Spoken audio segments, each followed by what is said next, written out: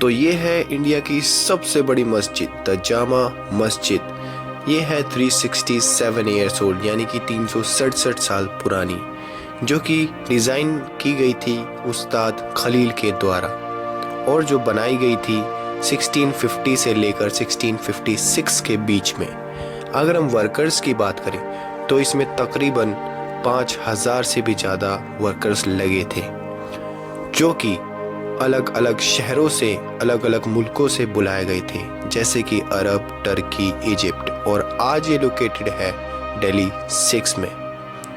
और इसी शानदार मस्जिद को देखने के लिए मैं गया था। So hey everyone, Danish this side, welcome to the channel। और जैसे कि आपने देख लिया कि मैं जामा मस्जिद गया था, तो ये स्टोरी शुरू होती है जब मैं फ़र्स्ट टाइम जामा मस्जिद गया था। मेरे को देख के यार ऐसा लगा था कि मैं कुछ सपना देख रहा हूँ। और उस टाइम इतना रश भी नहीं हुआ करता था, लेकिन अब बहुत ज़्यादा रश हो गया है यहाँ पर। तो हम तैयार हुए, फिर ऑटो वाले के भैया के साथ हम वहाँ दिल्ली 6 गए। और जैसे कि आप ये रास्ते में देख रहे हो, ये गेट्स होते थे पहले कुछ, जैसे दिल्ली गेट। इंडिया में बहुत सारे गेट हैं, जैसे दिल्ली गेट है, इंडिया गेट है, और भी बहुत सारे गेट्स हैं। उनका एक पर्पज़ होता था कि भाई ये गेट इसलिए बनवा रहे। और एक और याद आया मेरे को, एक खूनी गेट भी है जहाँ पर मतलब कोई कैदी को सज़ा सुनाई जाती थी या फिर कत्ल किया जाता था। कत्ल in the sense I mean गर्दन उड़ाई जाती थी, जैसे कि आपने फिल्मों में देखा होगा, वो रियल में होता था उस टाइम। तो इस वजह से गेट बनाए गए थे दिल्ली में। तो जब हम दिल्ली 6 पहुंचे तब हो रहा था जोहर का वक्त। जोहर का वक्त अगर आपको नहीं पता है तो दोपहर की नमाज का वक्त हो रहा था, और अजान भी हो रही थी जामा मस्जिद में, जो कि बहुत ब्यूटीफुल लगती है सुनने में। अगर आप कभी जामा मस्जिद गए तो आपको पता होगा कि जामा मस्जिद के 3 गेट हैं, gate number 1, gate number 2 and gate number 3। तो मैंने जो एंट्री ली थी वो गेट नंबर 2 से ली थी, बिकॉज गेट नंबर 1 और 2 बहुत दूर दूर है। आई मीन अगर आप पैदल जाओगे तो ये आपको लगेगा 10 मिनट्स, 10 to 15 मिनट्स एक गेट से दूसरी गेट जाने पर। तो इतनी बड़ी है, आप एजम्पशन कर सकते हो इन द माइंड। तो जब मैंने अंदर जाके देखा तो जामा मस्जिद में कंस्ट्रक्शन का काम चल रहा था, यानी कि इसकी कुछ सफाई वगैरह चल रही थी लास्ट टाइम जब तूफ़ान आया था दिल्ली में।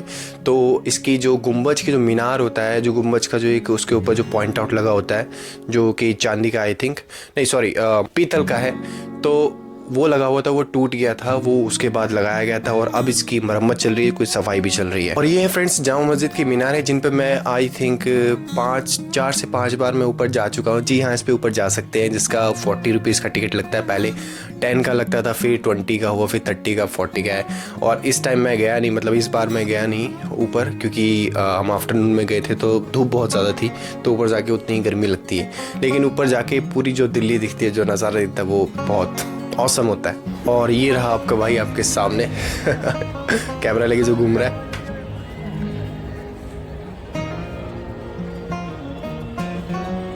उसके बाद मैंने वज़ू करके नमाज़ पढ़ी। नमाज़ पढ़ने के बाद मुझे जो सुकून मिलता है यहाँ, वो आई थिंक कहीं नहीं मिलता। जितना सुकून मुझे यहाँ के मिलता है वो कहीं नहीं मिलता है। और नमाज़ पढ़ने के बाद मैं थोड़ा वहाँ पर घूमा, और जो ये आप ये नक्काशी देख रहे हो, जो ये गुंबज है, यहाँ पहले बताया जाता था कि यहाँ पर हीरो का गुंबज लटका हुआ था, जो कि उसमें हीरे लगे हुए थे और भी काफ़ी मेटल्स लगी हुई थी। और पूरी जामा मस्जिद में कहीं ना कहीं छोटी छोटी पार्ट्स पर हीरे लगे हुए थे, मेटल्स लगी हुई थी, सोना लगा हुआ था, चांदी लगा हुआ था, जो कि अब नहीं है, अब निकाल दिया गया है गवर्नमेंट के द्वारा, बोल सकते हो आप।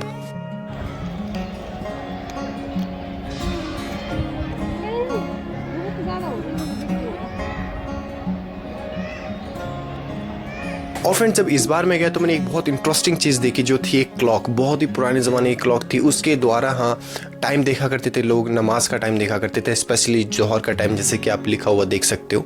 और ये मुझे देखने में बड़ा ऑसम लगा यार। और फ्रेंड्स ये है शाही gate of the Jama Masjid, और ये बहुत पुराने गेट हैं, जैसे कि आपको देख के पता ही चल रहा होगा।